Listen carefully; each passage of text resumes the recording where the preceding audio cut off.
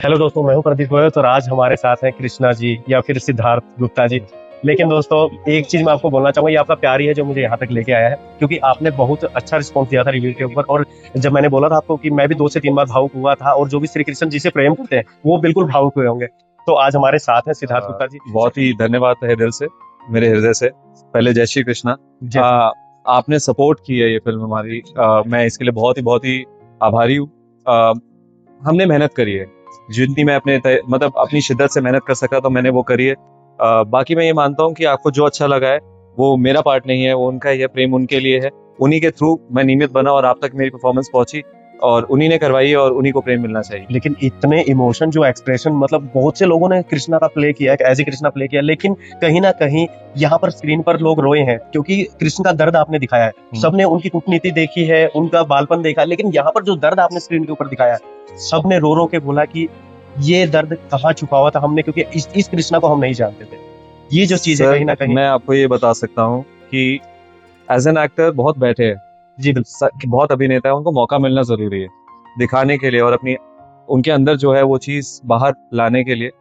मैं I think skill level पे एक जगह पे था, लेकिन जब मैंने ये किरदार मुझे मिला ऑडिशन के बाद और मैंने जब पढ़ना शुरू किया तो मेरी ना थॉट इतनी क्लियर होगी कि मतलब ऑफ कोर्स आप नहीं जान सकते कि ठाकुर साहब के दिमाग में क्या चल रहा होगा, लेकिन हर सीन में जाते हुए मुझे एग्जैक्टली पता था मुझे क्या चाहिए।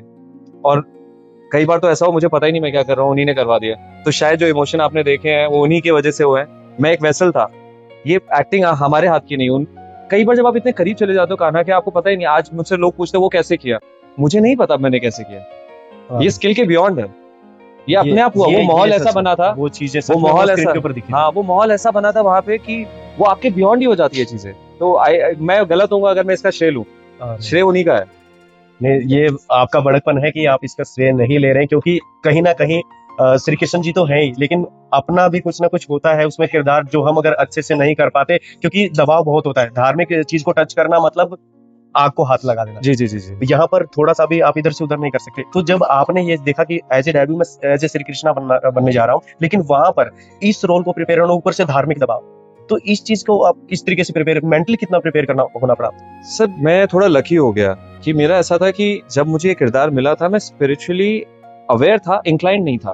मैं नॉर्मल लड़के जो होते हैं जिनको ज्यादा नहीं पता है कहानियों के थ्रू की माता श्री ने कहानियां बता दी कि कान्हा क्या थे, कान्हा की तरह दिखते थे, बचपन में तो बोलती थी। लेकिन जब मैंने प्रिपरेशन स्टार्ट करी है तो जो सिद्धार्थ को ये किरदार मिला था और जो आज आप मिल रहे हैं, मानिएगा वो अलग ही इंसान। तो ये फिल्म की जरूरत मुझे लगता है उनको मेरी कम, मुझे इनकी ज्यादा थी। क्योंकि आज मेरी पूरे का पूरा जीवन ऊपर से नीचे हो गया और एक अच्छे के लिए। आज से पहले सत्यभामा जी के बारे में आप जानते थे जिस तरह इसके नहीं अंदर जानता दिखाया था, गया? मैं नहीं जानता था, सच्चाई यही है।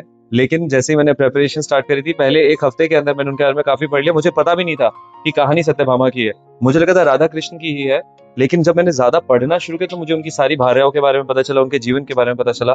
और फिर जब मैंने नरेशन लिया तो मुझे इतना अच्छा लगा कि सत्यभामा के पर्सपेक्टिव से ये फिल्म दिखाई गई है। क्योंकि सत्यभामा सबसे फ्लॉड ह्यूमन है, वो सबसे ज्यादा ह्यूमन जो इंसान होता है, और एक ह्यूमन के पर्सपेक्टिव से दिखाने फिल्म, ये बहुत ही फ्रेश पर्सपेक्टिव है।